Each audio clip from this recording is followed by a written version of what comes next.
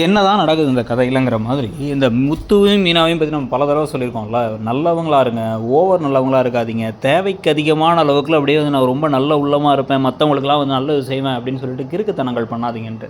ஆனால் இப்பயும் அந்த மாதிரி தான் பண்ணிகிட்டு இருக்காங்க. இப்போ என்ன சொல்கிறாங்க அப்படின்னா வந்து நம்ம வீட்டில் வந்து சொல்லியிருக்கக்கூடாதோ அப்படின்னு யோசிக்கிறாங்க மீனா. ஏன்னா வந்து நம்மளால தானே இவ்வளோ பிரச்சனையாகிடுச்சு. ஏமா அந்த இப்போ எவ்வளோ பெரிய பிரச்சனை, இன்னைக்கு வரைக்கும் இந்த பிரச்சனைக்கு ஒரு தீர்வே இன்னும் உங்களுக்கு வரல.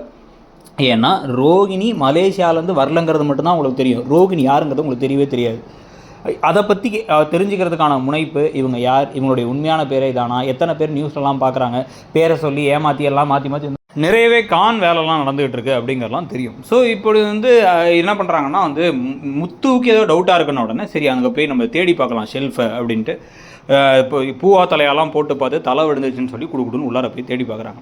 கதவெல்லாம் சாத்திட்டு ரோகிணியோட பெட்ரூமில் எல்லாத்தையும் தேடி பார்த்தா அந்த கிறிஷுக்கு வாங்கின ட்ரெஸ்ஸு கிடைக்கிது. உடனே அதை வந்து அப்போ மனோஜ் தான் வாங்கியிருப்பார் கிறிஷுக்காகன்னு பேசிக்குதுங்க இந்த ரெண்டு பேக்கும். எப்படி இப்படி பேக்காக இருக்க முடியும்னே நமக்கு புரியல. ஸோ இப்போ இதுக்கு நல்ல மனோஜும் வீட்டுக்குள்ளார வந்துறாரு. வந்ததுக்கப்புறமா என்ன ஆகிடுது அப்படின்னா வந்து அவர் எங்கே போனோன்னு கேட்டால் சாப்பிட்டு வந்தேன், எனக்கு தான் யாரும் சமைச்சு தர மாட்டீங்களாங்கிறாரு. நான்லாம் போய் கூப்பிட மாட்டேன் அப்படிங்கிறாரு ரோகிணியை. ரோகிணி வந்து கிடைக்கிறதுக்கு மனோஜ் கொடுத்து வச்சிருக்கணும். என்ன தான் ஏமாத்தினாலும் அவங்க யாருன்னே தெரியாட்டியும் அவங்க பாவம் எவ்வளோ நல்லா பார்த்துக்கிட்டாங்க அப்படின்னு எதையோ வந்து முத்துவும் மீனாவும் பேச உடனே அவள் ஒன்றும் பெரியவ கிடையாது, அவளுக்கு தான் நான் கிடைக்க லக்கின்னு இவர் ஏதோ தனியாக பேசிகிட்டு இருக்காரு. ரெண்டு பேருமே மோசம் தான்.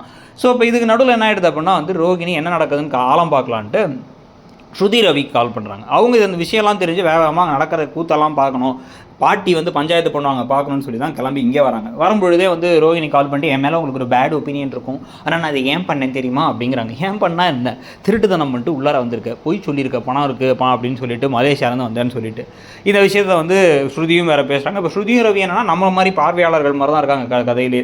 ஸோ அவங்க கிளம்பி வரதுக்கு முன்னாடி இப்போ வந்து பாட்டி வரப்போகிறாங்கிற தகவல் தெரிஞ்சோன்னே பஞ்சாயத்து எப்படி போகுது, என்ன நடக்க போகுதுன்னு ஒரு பயம்.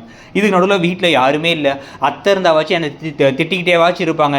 அவங்க திட்டுனாலும் வீட்டில் ஆட்கள் இருந்து எல்லாத்துக்கும் சமைச்சு போட்டு சோறாக்கி போட்டு கை கால் அமைக்கி விட்டு தைலம் தேய்ச்சி விட்டா தான் நல்லா இருக்கும்னு மீனா வேற புலம்பிட்டு இருக்காங்க. இதெல்லாம் பற்றி நீங்கள் நினைக்கிறீங்கிறத சொல்லுங்கள்.